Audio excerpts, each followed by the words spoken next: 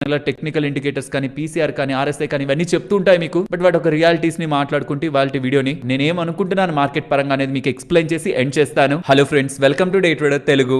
Good evening. First, US 100% tariff pharma మీద వేస్తున్నారంటే ఇండియాని target చేస్తున్నట్ట అంటే కాదు. H1B వీసా క్లియర్లీ ఇండియాని టార్గెట్ చేస్తున్నట్టే, కానీ ఫార్మాది వేస్తున్నది ఇండియాని టార్గెట్ చేస్తున్నట్టు కాదు. ఎందుకంటే ఈ 100% టారిఫ్ వేస్తున్నది ఎవరి మీద అని చెప్తున్నారు?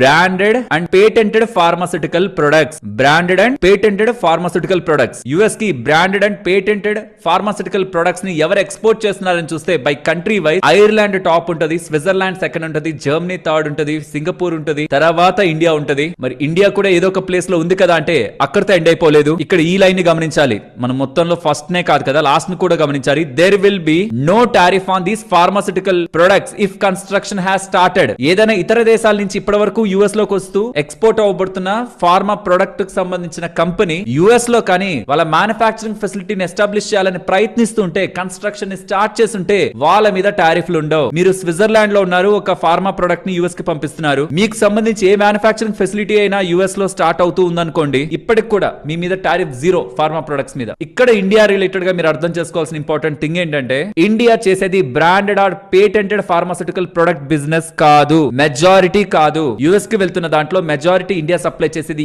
API, generic, which is nothing but a raw material. మనం అక్కడ ఉంటున్న ఇన్నోవేటర్ కంపెనీస్ కి, అక్కడ ఉంటున్న బ్రాండెడ్ కంపెనీస్ కి రా మెటీరియల్ ని సప్లై చేస్తాం. ఇది ఎలా చూడాలంటే, చపాతీ చేయడానికి మీకు చపాతీ పిండి ఆట అవసరం అవుతుంది. మనం ఆ పిండిని అందిస్తాం, ఆ పిండిని తీసుకువెళ్ళి అక్కడ వాళ్ళు చపాతీ చేసి అమ్ముతారు. రా మెటీరియల్ మనం ఇస్తాం, కీ ప్రొడక్ట్ ఇస్తాం, ఏపీఐ ఇస్తాం. దాన్ని వాళ్ళు ఫార్ములేషన్ చేసి, వాళ్ళు ఇన్నోవేటర్స్ కాబట్టి బ్రాండెడ్ ప్రొడక్ట్స్ ని వాళ్ళు అక్కడ సేల్ చేసుకుంటారు. మెజారిటీ ప్రొడక్ట్స్ అవే. ఇంపాక్ట్ అవ్వగలిగే కంపెనీ ఏదైనా ఉందంటే అది సన్ ఫార్మా. వాళ్ళకి 20% దగ్గరగా స్పెషాలిటీ సెగ్మెంట్ నుంచి బిజినెస్ వస్తుంది. అందులో 70 to 80% దగ్గరగా యుఎస్ నుంచి వస్తుంది. స్పెషాలిటీ కూడా బ్రాండెడ్ సెగ్మెంట్ కే వస్తుంది కాబట్టి సన్ ఫార్మా. ఇంకేదైనా ఇంకొక కంపెనీ చూడొచ్చు అంటే ఓకార్డ్ ఫార్మా. వాళ్ళకి కొన్ని అప్రూవల్స్ వచ్చాయి.